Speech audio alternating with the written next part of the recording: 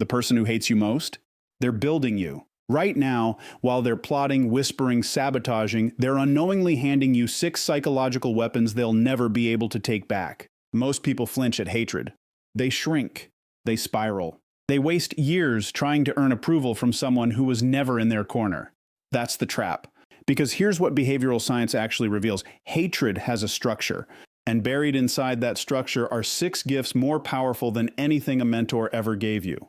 You didn't ask for them, but you own them now. And by the end of this, you won't just see your haters differently. You'll realize they were your greatest investment all along. Here's something most people completely miss when someone comes at them with hatred, jealousy, or quiet resentment. They're showing you exactly who they are, not the version they show at dinner parties. Not the polished, carefully constructed personality they wear to work every morning. The real one. The raw one. The one that only surfaces when their mask slips. And hatred, genuine hatred, always makes the mask slip. Think about every person in your life who has ever truly disliked you. Think about how they behaved. The subtle digs disguised as jokes. The eye rolls they thought you didn't catch. The way they spoke about your wins with just a little too much casualness, like your success personally inconvenienced them. None of that was accidental. None of that was random. That was character, unfiltered, unguarded, and completely exposed. And you were watching the whole time. This is what most people don't understand about conflict. When someone is neutral toward you, they perform. They smile, they nod, they give you the socially acceptable version of themselves because there's no emotional charge pushing them off script. But hatred creates charge. It creates pressure. And under pressure, human beings stop performing and start revealing. Every snide remark tells you something about their insecurity. Every attempt to undermine you exposes exactly where their fear lives. Every moment they celebrate your failure hands you a detailed map of their psychology, what they want, what they lack, and what they believe they can never have. You didn't have to ask for any of this information. They volunteered it freely, repeatedly. Now here's where it gets deeper. Clarity of character isn't just about seeing them more clearly. It's about seeing yourself more clearly. And that second part is where the real power lives. When someone hates you, you are forced to examine yourself in a way that comfort never demands. You start asking questions that easy relationships never make you ask. Why does my success bother them? What boundary of mine are they constantly testing? What is it about who I am that triggers this reaction in someone else? And slowly, methodically, you start to build an understanding of yourself that is sharp, honest, and completely unsentimentalized. You learn what you stand for by watching someone attack it. You learn how much patience you actually have by being tested against someone who has none. You learn the difference between genuine criticism and pure projection, and that distinction alone is worth more than years of therapy. Because once you can separate someone's actual feedback from their emotional noise, you stop absorbing things that were never yours to carry in the first place. There's also something quietly powerful that happens in your relationships with other people during this process. When you've spent time around someone who is genuinely false, genuinely toxic, genuinely working against you, your ability to recognize authenticity becomes razor sharp. You start to notice the people who show up consistently, the ones whose support doesn't evaporate when you're no longer useful, the ones who don't flinch when you succeed. And you begin to value those people with a depth and a loyalty that you simply didn't have before. That's what hatred does when you let it educate you instead of destroy you. It clears your vision. It removes the fog of politeness and social performance and shows you the landscape of your life exactly as it is. Not as you hoped it would be, not as people pretended it was, but as it actually is. And there is no gift more valuable than seeing reality clearly. Nobody chooses to be hardened. It happens to you, slowly, quietly, through experiences you never signed up for and situations you would have avoided if you'd seen them coming. And one of the most consistent, most reliable sources of that hardening, the kind that actually sticks, the kind that changes how you move through the world permanently, is the sustained presence of someone who genuinely wants to see you fall. That might sound brutal. And honestly, it is, but stay with me here. When someone hates you, they don't just dislike you from a distance. They test you, constantly. Sometimes it's obvious, a direct confrontation, a public humiliation, a deliberate attempt to damage your reputation or your relationships. But more often it's subtle. It's the slow drip of dismissiveness, the consistent undermining, the pattern of making you feel just slightly less than, just slightly invisible, just slightly not enough. And that slow drip over time does something to a person that a single dramatic event never could. It builds tolerance. Think about how physical training actually works. You don't get stronger from one workout. You get stronger because you show up repeatedly. You put your body under stress repeatedly, and your muscles, through the process of breaking down and rebuilding, become something they weren't before. Mental resilience works exactly the same way. Every time someone's hostility lands on you and you don't collapse, you are completing a rep. Every time you absorb their negativity without letting it redirect your entire day, you are building something inside yourself that cannot be faked, cannot be shortcut, and cannot be taken away. And here's what makes this particular kind of training so uniquely powerful. It's unpredictable. Unlike a gym where you control the weights, the timing, the environment, a person who hates you operates on their own schedule. Their attacks come when you're tired, when you're already stressed, when you're in the middle of something important and the absolute last thing you needed was another emotional grenade thrown in your direction. And because of that unpredictability, you are forced to develop something that controlled environments can never teach you: the ability to regulate yourself when the conditions are genuinely unfavorable. That is a skill that transfers everywhere. The composure you build in those moments doesn't stay contained to your interactions with that one person. It bleeds into everything, into how you handle criticism at work, into how you respond when a relationship hits turbulence, into how you behave when life puts you in a corner and there's no clean, comfortable exit available. You stop reacting from the surface and start responding from somewhere deeper, somewhere steadier, somewhere that didn't exist before the friction created it. There's another layer to this that people rarely talk about. Enduring someone's hatred teaches you emotional detachment in the most practical, lived-in way possible. Not the cold, disconnected kind of detachment that walls you off from people entirely. The surgical kind. The kind where you can observe what's happening, process it accurately, and choose your response deliberately, without being hijacked by the emotional charge of the moment. That's not a personality trait you're born with. That's a skill you develop through repeated exposure to exactly the kind of pressure a hater provides without even meaning to. They push, you hold. They push harder, you adjust. They escalate. You breathe, you recalibrate, and you keep moving. And one day, without even fully noticing when it happened, you realize that the things which used to shake you simply don't anymore. Not because you stopped feeling them, but because you got strong enough to carry them without breaking. There is a particular kind of fuel that has no clean or comfortable source. It doesn't come from encouragement. It doesn't come from a mentor sitting across from you telling you that you have what it takes. It doesn't come from a good morning, a perfect environment, or the right playlist. It comes from something rawer than all of that. Something that sits in your chest like a slow burn and refuses to go out no matter how many times you try to rationalize it away. It comes from being underestimated by someone who knows exactly what they're doing. When a person hates you, genuinely, deliberately hates you, they send a message. Sometimes it's spoken directly. Most of the time it isn't. It lives in the way they talk over you in a room. The way they casually dismiss your ideas before you've even finished expressing them. The way they celebrate when something doesn't work out for you, just a little too quickly, just a little too openly for it to be anything other than what it is. And that message, whether they say it out loud or not, is always the same. They don't believe you'll make it. Now here's what's fascinating about the human brain when it receives that message. For a moment, sometimes a long, painful moment, it considers agreeing. It entertains the doubt. It replays every mistake, every failure, every version of yourself that wasn't good enough and lines them all up as evidence. That's normal. That's not weakness. That's just how the mind processes a threat to its sense of self. But then something else happens. Something older and more stubborn than doubt kicks in. A quiet, almost defiant energy starts building underneath the surface. It doesn't announce itself. It doesn't make dramatic declarations. It just starts moving. Toward the goal. Toward the work. Toward the version of yourself that would make their doubt look not just wrong, but embarrassingly, undeniably wrong. That energy is focus.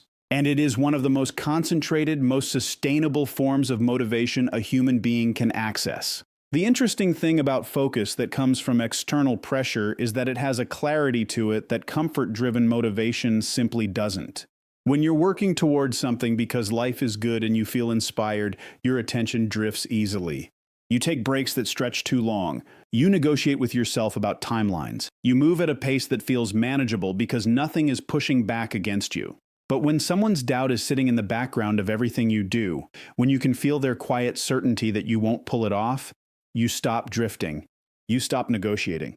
You stop moving at a comfortable pace and start moving at a necessary one. Every day you show up to the work becomes a quiet act of defiance. Every skill you sharpen, every goal you hit, every obstacle you push through becomes a data point that contradicts their narrative about you. And you become disciplined almost by accident. Not because you suddenly develop superhuman willpower, but because the cost of being distracted now feels too high. When someone is waiting for you to fail, wasting time feels like giving them exactly what they want. And something in you, something that has nothing to do with logic and everything to do with pride, with identity, with the deep human need to prove your own worth to yourself, simply refuses to do that. There's a strategic dimension to this too that's worth paying attention to. When someone is working against you, you are forced to think more carefully about how you move. You can't afford to be sloppy. You can't afford to be reactive or impulsive because you know that every misstep will be noticed, cataloged, and used as confirmation of their low opinion of you. So you start planning more deliberately. You start thinking 3 steps ahead. You start operating with a precision and an intentionality that people who've never faced real opposition simply don't develop at the same rate. The hater, without meaning to, turns you into a strategist. And strategies built under pressure, refined through friction, tested against real resistance, those are the ones that actually hold. Those are the ones that don't fall apart the first time conditions stop being favorable. Because they were never built for favorable conditions in the first place. They were built in the fire of someone else's contempt, and that is exactly what makes them unbreakable. Most people spend their entire lives never truly learning how to read a room. They move through relationships and social environments operating mostly on assumption, assuming that the smile means warmth, that the agreement means alignment, that the silence means comfort. They take people at face value because face value is easier, cleaner, and far less emotionally demanding than looking beneath the surface at what's actually happening. And for a long time, that works well enough. Until it doesn't. Until someone comes along who is actively working against them and they don't see it coming because they never developed the vision to look that deep. But you, if you've spent real time navigating someone who genuinely hates you, you are not that person anymore. Because hatred is one of the most revealing forces in human social dynamics. It strips away the performance. It removes the careful, calculated presentation that people construct to move through the world without friction. And what it leaves behind is something extraordinarily valuable to anyone who knows how to observe it. Raw, unfiltered human behavior, playing out in real time right in front of you. When someone hates you, you start watching differently. You stop listening only to what people say and start paying attention to the gap between what they say and how they say it. You notice the micro-expressions that flash across a face before the socially acceptable response settles into place. You catch the slight hesitation before a compliment that tells you the compliment cost them something to give. You begin to read the room not from what's being performed on the surface, but from what's leaking through underneath. The tension in someone's posture, the overcompensation in someone's laugh, the way a person's energy shifts the moment your name enters a conversation they were already having. These are not skills you can learn from a book. Not really. You can understand them intellectually, you can memorize the frameworks, you can study the theory, but the actual lived ability to read people with accuracy and speed only comes from being in the field. From having genuine stakes, from watching someone who has a real agenda operate against you in real social environments where the consequences of missing the signals actually matter. And that experience rewires how you process people permanently. You start to notice that social environments are never as simple as they appear on the surface. Every group has its undercurrents. Every relationship has its unspoken power dynamics. Every conversation carries a subtext that most people are completely unconscious of, but that shapes the entire interaction from beginning to end. The person who hates you pulled back the curtain on all of that.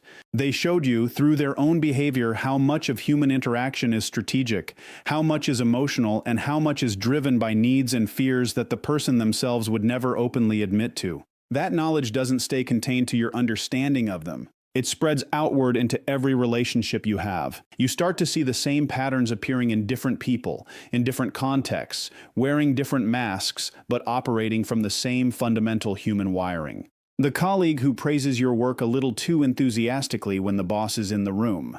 The friend whose support mysteriously fades whenever your life is going better than theirs. The person who asks questions that sound like curiosity but feel uncomfortably like surveillance.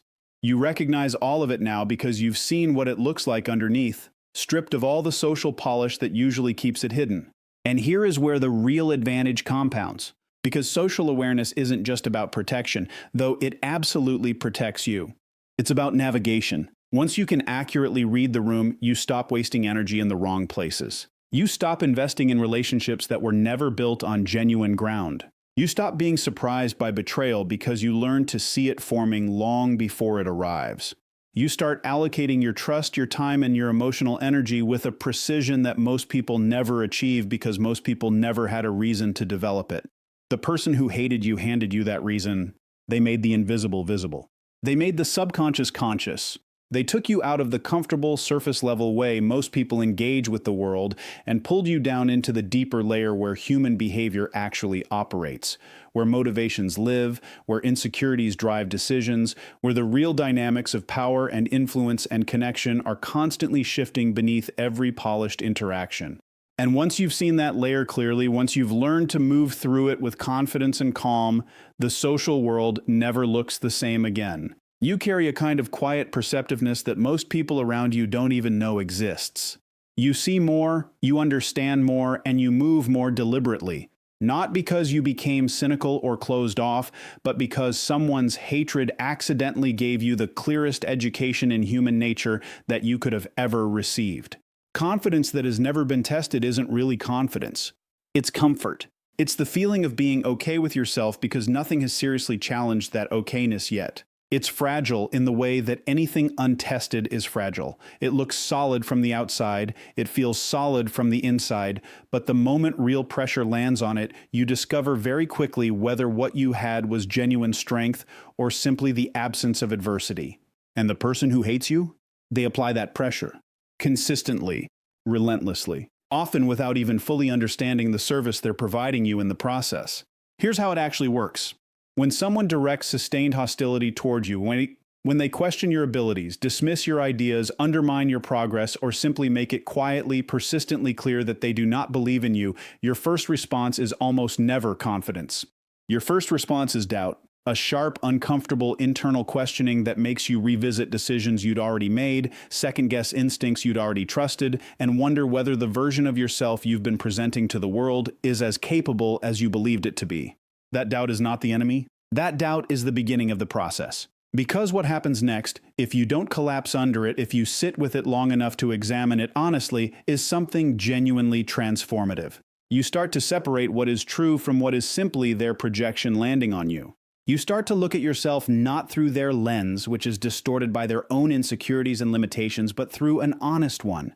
And what you find, more often than not, is that the version of you they're attacking doesn't actually match the version of you that exists in reality. That gap, between their distorted perception of you and the accurate one, is where your confidence begins to rebuild. Not on the shaky foundation of needing them to see you differently, but on the solid ground of seeing yourself clearly. This is a fundamentally different kind of confidence than the kind most people walk around with. Most people's confidence is conditional. It rises when they receive praise and falls when they receive criticism. It expands in environments where they feel accepted and contracts in environments where they feel judged. It is, at its core, dependent on external input, on other people consistently confirming that yes, you are worthy, yes, you are capable, yes, you belong here. And that dependency makes it permanently vulnerable. Because the moment the external validation stops, or worse, flips into active disapproval, the whole structure wobbles. But the confidence you build by surviving someone's hatred operates differently. It is internal by necessity, because the external signal was never going to be favorable from that person. There was no version of events where they were going to validate you. No performance you could give, no achievement you could reach, no behavior you could adopt that was going to earn their approval. And once you truly accept that, and once you stop waiting for a confirmation that was never coming, something shifts. You stop building your sense of self on external input entirely. You start building it on something that actually belongs to you. Your own experience of yourself, your own record of showing up, your own private knowledge of what you've endured, what you've navigated, what you've survived without falling apart. That knowledge accumulates quietly over time. Every encounter with their hostility that you walk away from with your dignity intact adds another layer. Every moment you respond from composure instead of reactivity adds another layer. Every time you choose to keep moving toward your goals despite their interference, despite their doubt, despite the persistent low-level noise of their disapproval, another layer. And those layers build something that looks, from the outside, like an almost unreasonable level of self-assurance. It's not unreasonable. It's earned. There's a behavioral dimension to this worth paying close attention to as well. Because confidence isn't just a feeling, said it's a pattern of behavior. And the behaviors that genuine confidence produces are very specific. Assertive communication. Boundaries that are set without guilt and held without apology. The ability to receive criticism without being destabilized by it, to extract what's useful and discard what's simply someone else's emotional noise dressed up as feedback. The capacity to walk into uncomfortable situations without needing them to resolve favorably in order to maintain your sense of self. All of those behaviors get trained in you through the repeated experience of navigating someone who wants to see you diminished. Because they try to make you small and you refuse. Not loudly, not dramatically, not in a way that requires their acknowledgement or their applause. Quietly, privately. In the daily decision to keep showing up as yourself despite every signal from them that you shouldn't bother. That quiet refusal, practiced consistently over time, becomes the foundation of a confidence so deeply rooted that it genuinely does not require anyone else's input to sustain itself. And that is the version of confidence that actually changes your life.